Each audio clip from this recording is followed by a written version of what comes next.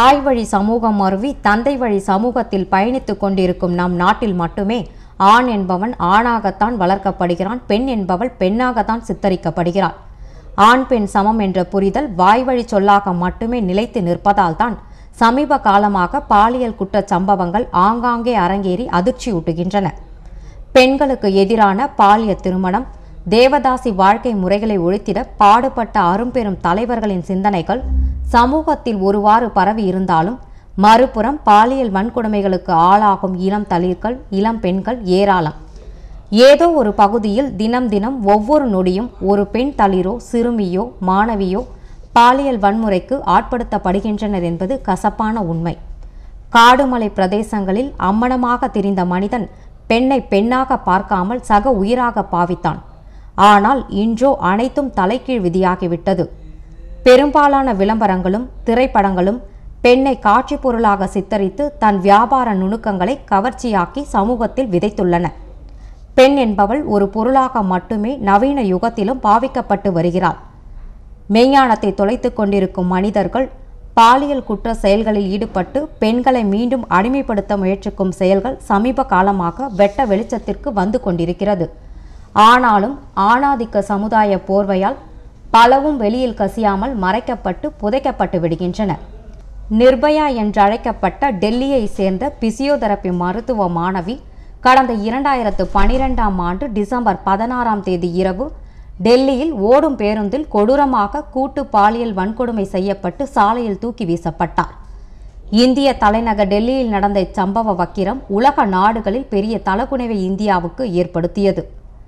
இந்திய பெண்கள் மட்டுமல்லாமல் வெளிநாட்டு பெண்களும் தனியாக செல்லவோ சுற்றுலா செல்லவோ பாதுகாப்பு இல்லாத மாநகரம் என்று டெல்லியை குறிப்பிடும் அவல நிலை ஏற்பட்டது. மருத்துவ மாணவிக்கு நிகழ்த்தப்பட்ட பாலியல் வன்கொடுமைக்கு எதிராக எழுந்த போராட்டங்கள் டெல்லியை குலுங்க வைத்தது. கல்லூரி மாணவ மாணவிகள், சமூக ஆர்வலர்கள் என்று ஆயிரக்கணக்கானோர் ஒன்று திரண்டு பலவீனமான காவல்துறையை கண்டித்தும் அரசு அதிகார வர்க்கத்திற்கு எதிராகவும் எழுப்பிய குரல்கள், நடத்திய போராட்டங்கள் உலகின் கவனத்தை திருப்பியது. டிசம்பர் 20ஆம் தேதி முதல் நடந்த போராட்டத்தை இந்தியாவின் பிற நகரங்களுக்கும் பரவியது. மகளிர் அமைப்புகள் குற்றவாளிகளை கடுமையாக தண்டிக்க வேண்டும் என்று, தூக்கிலிட வேண்டும் என்றும் கோரிக்கைகள் எழுப்பின. குழந்தைகளை பாதுகாக்க 2012இல் குழந்தைகளுக்கு எதிரான பாலியல் குற்ற தடுப்பு சட்டம், protection of children from sexual offences, POCSO act 2012 முதன்முறையாக கொண்டுவரப்பட்டது. டெல்லி மாணவி நிர்பயாவின் மறைவிற்கு பிறகுதான் அச்சட்டம் பற்றிய விழிப்புணர்வு மக்களிடையே ஏற்பட்டது. சட்டத்தில் சிறுமிகளின் பாதுகாப்புக்கு முக்கிய அம்சங்கள் உருவாக்கியுள்ளதுடன் குற்றம் செய்வோரை கடுமையான தண்டனைக்கு ஆட்படுத்தும் அம்சங்களும் இடம்பெற்றுள்ளது. குறிப்பாக பாலியல் கொடுமைக்கு ஆளான சிறுமி கொடுக்கும் புகாரை உடனடியாக பதிவு செய்வதுடன் அதை குழந்தைகள் மற்றும் பெண்கள் நல கழகத்தின் கவனத்திற்கு கொண்டு செல்ல வேண்டும் என்று தெரிவிக்கப்பட்டுள்ளது.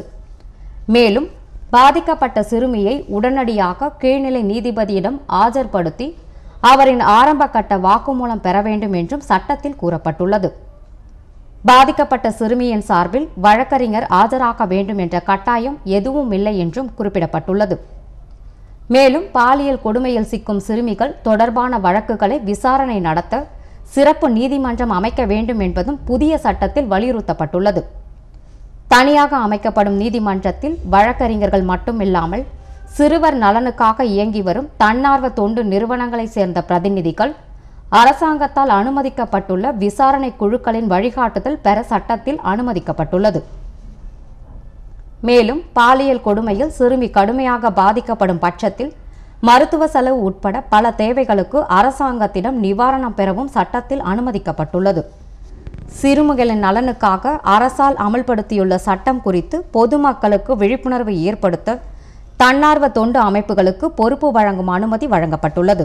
பாலியல் வன்கொடுமையால் பாதிக்கப்படும் சிறுமியிடம் பெண் போலீஸ் அதிகாரி மட்டுமே வாக்குமூலம் பெற வேண்டும் என்றும், பாதிக்கப்படும் சிறுமியின் மருத்துவ பரிசோதனையை பெண் மருத்துவர் மட்டுமே செய்ய வேண்டும் என்றும் கூறப்பட்டுள்ளது. மருத்துவ பரிசோதனை நடத்தும் போது சிறுமியின் தாய் அல்லது அவரால் முன்மொழியப்படும் உறவினர்கள் கண்டிப்பாக உடனிருக்க வேண்டும் என்றும் கூறப்பட்டுள்ளது. பாலியல் கொடுமை அனுபவித்துள்ள சிறுமியின் பரிதாப நிலை குறித்து யாரும் பகிரங்கமாக தெரிவிக்கக்கூடாது என்றும், பாதிக்கப்பட்ட சிறுமி சார்பில் காவல் நிலையத்தில் கொடுக்கப்படும் புகார் மனு மற்றும் மருத்துவ பரிசோதனை அறிக்கையின் நகலை கண்டிப்பாக சிறுமியின் பெற்றோரிடம் கொடுக்க வேண்டும் என்றும் கூறப்பட்டுள்ளது. பாலியல் புகார் தொடர்பான குற்றப்பத்திரிகை தாக்கல் செய்த 3 மாதங்களுக்குள் விசாரணை முடிக்க வேண்டும் என்ற அம்சங்களும் சட்டத்தில் சேர்க்கப்பட்டுள்ளது. கர்நாடக மாநில சிறுவர் உரிமை பாதுகாப்பு ஆணையம் பாலியல் வன்முறை குற்றங்களில் இருந்து சிறுமிகளை பாதுகாத்து அவர்கள் மீதான அநியாயத்தை எதிர்த்து போராட்டம் நடத்துவதுடன் பாலியல் குற்றவாளிகளிடமிருந்து சிறுமிகள் பாதுகாப்பு சட்டம் மற்றும் விதிமுறைகள் 2012 போஸ்கோ ஆக்ட் அண்ட் ரூல்ஸ் 2012 சட்டத்தை செயல்படுத்துவது மற்றும் அச்சட்டம் சரியாக செயல்படுகிறதா என்பதை கண்காணிக்கும் பொறுப்பு ஏற்றுக்கொண்டுள்ளது. இத்தகைய விழிப்புணர்வுகளை பள்ளி சிறுமிகளிடையே கொண்டு செல்லும் உயரிய பொறுப்பு வகிக்கும் ஆசானும் மதிக்கெட்டு பிஞ்சு மழலைகளிடம் தங்கள் காம கொடூரங்களை வக்கிரமாக வெளிப்படுத்தும் சம்பவங்கள் சமீப காலமாக அதிக அளவில் வெளிச்சத்திற்கு வந்த வண்ணம் உள்ளன.